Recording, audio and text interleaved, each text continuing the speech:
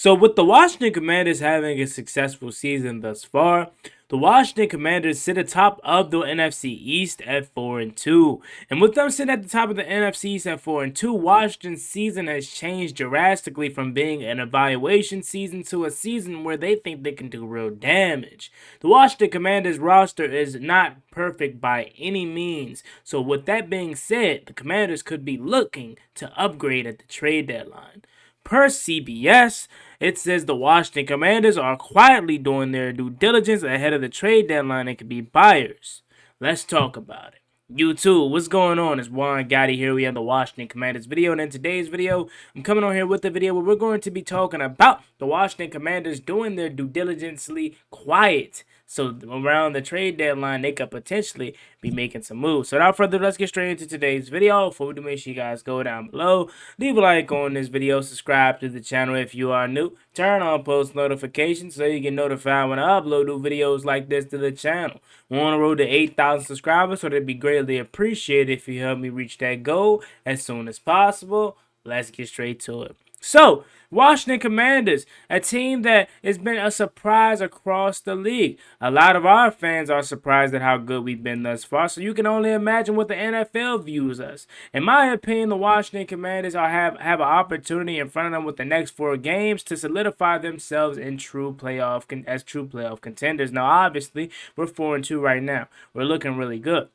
But the season is still very young. You never know what can happen at any point in time. So if the Washington Commanders want to be taken seriously and want to be taken as a team that could really do something this year, you got to take advantage of these upcoming 4 games. The hardest game in these next 4, in my opinion, is the one next week versus the Chicago Bears. But prior to the Chicago Bears, you have to take care of the Carolina Panthers first, and not to overlook Carolina, but they're one of the teams out of this 4 that you should beat. Now, with that being said, Adam Peters, Dan Quinn, they've been working behind the scenes to upgrade this team, because as fans, as we know, there are positions on this team that can be upgraded at this point and at this time, whether it's interior defensive line help with the injury to Jonathan Allen, with him being out for the season, whether it's pass rushing help with Dorrance Armstrong going down for a while, or whether it's cornerback, whether it's receiver. There are a plethora of position groups that needs help at this time. And I'm gonna be real with you and just honest and transparent with you all. We're not gonna be able to upgrade all of these positions right now. But to make some type of move at the trade deadline would definitely be helpful, because there are names out there that could definitely help this roster if we want to be making a playoff push and potential Super Bowl push. Now, I know with that might still sound crazy to some of you all, but that is the kind of talk that we are in now. With having a really good quarterback in Jaden Daniels, with having a coaching staff that actually is competent and cares, and with our record being 4-2 and having the schedule that we have coming up, Washington could definitely be in a position to not only compete for a playoff spot, but go far in the playoffs and make a good playoff run. You just got to put, your pieces together. And in recent history, Washington was always sellers at the deadline. Just last year, we sold Montez Sweat and Chase Young. We offloaded them.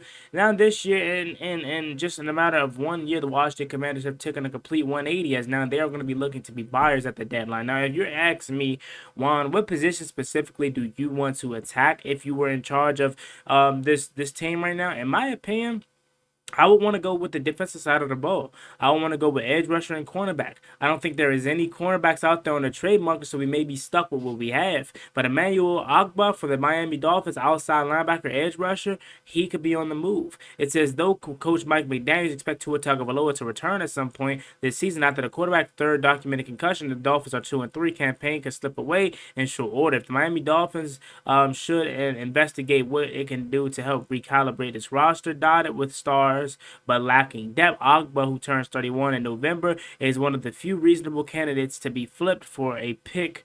The 6'4", 275-pounder is better bet to generate consistent pressure than pile up gradually sack numbers, but he's stout against the run and could be slotted into any defensive scheme.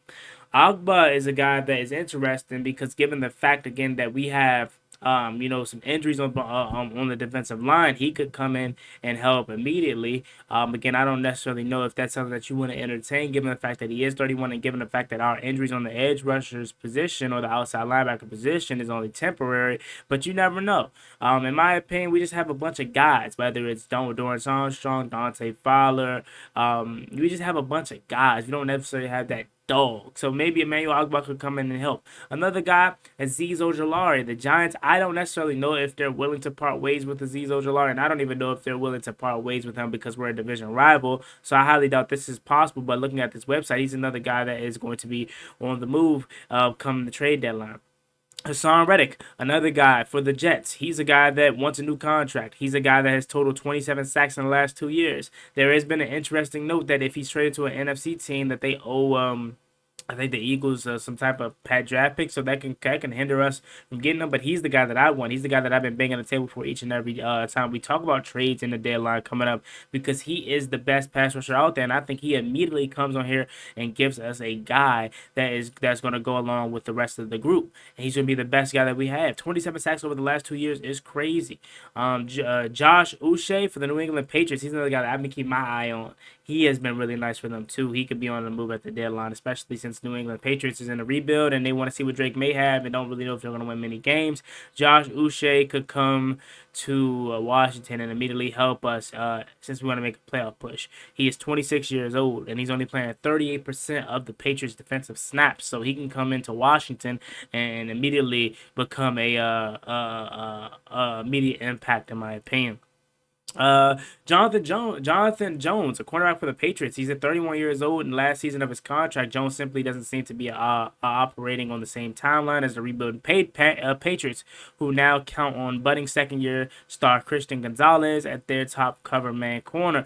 But there should be no shortage of teams drawing interest in the experienced cornerback. So Jonathan Jones is a guy that's interesting, and he's one of the few cornerbacks out there on the market. I don't necessarily know if Washington's interested in getting aging veteran guy out there like Jonathan Jones. Now they did recently work out Kyle Fuller, so that could be age could necessarily not be a factor. They could just be looking to add anybody at this point because Kyle Fuller is 33 years old, and they would decide to work him out. So Jonathan Jones being 31 necessarily may not be an issue, but I don't know how much if he's just going to be here for the rest of this season or if they're looking to trade for a guy. Since given the fact that they're going to give up draft capital too, they could be looking for a guy that could be here for multiple years. So I don't necessarily know if they're going to be able to or want to entertain Jonathan Jones. Buda Baker. This is a guy in the secondary to safety that the Cardinals had, one of the best safeties in football.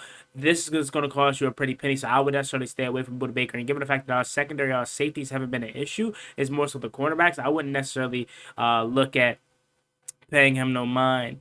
If you go to the offensive side of the ball, because I do know there are some of you out there that still think Washington needs to upgrade the wide receiver position. You have guys like Mike Williams out there, who's pretty solid. I mean, I know he hasn't been the best with the Jets, but given the fact that they just traded for Devontae Adams, Mike Williams is most likely going to be getting moved at the deadline or before. He's 6'4", 218 pounds. He's that jump up, that climb the ladder guy that we've been missing for years. But in my opinion, that's what Noah Brown is here for. I think we got the best, young, not best young, but best available guy earlier in the season, Noah Brown. And when the Texans cut him, I was chomping at the bit to get him here in Washington. I'm so glad that we did it because he's been nothing but really good for us, and I think we're fine. Jalen Hyatt's another guy that could be potentially moved at the deadline. He hasn't done diddly squat with the Giants. I don't think he was going to be any help, and obviously the Giants are a division rival, so I highly doubt they trade him to us. The wide receiver market is not that good for me, or not that intriguing. Christian Kirk is solid. Maybe you try to go Christian Kirk, but again, where would we need him for?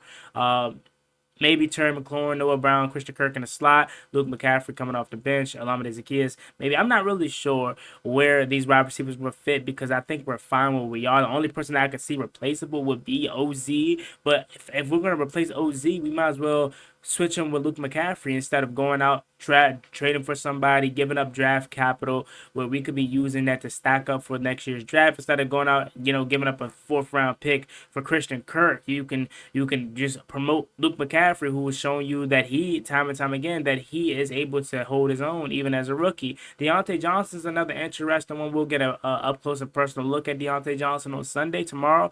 So it'll be very interesting to see how he looks. Maybe this is the opportunity, basically a tryout. Maybe Adam Peters sees up close and personal and say, hey, you know what? He's really good.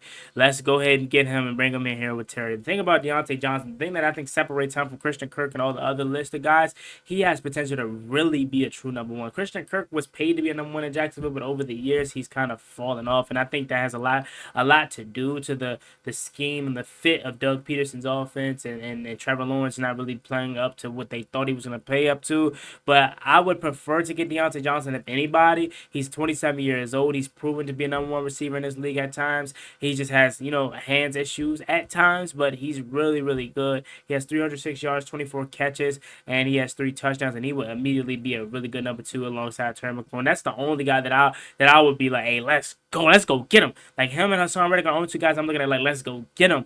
But even if they don't get Deontay Johnson, I'm not upset, I'm not mad. But if they were, I would be like, okay, that's good. I like it. I like the move and I understand it. But I'm not necessarily banging on the table at all for a wide receiver at all, because I think we're putting up points and we're good how we are. But if there was one guy receiver wise, it would be him.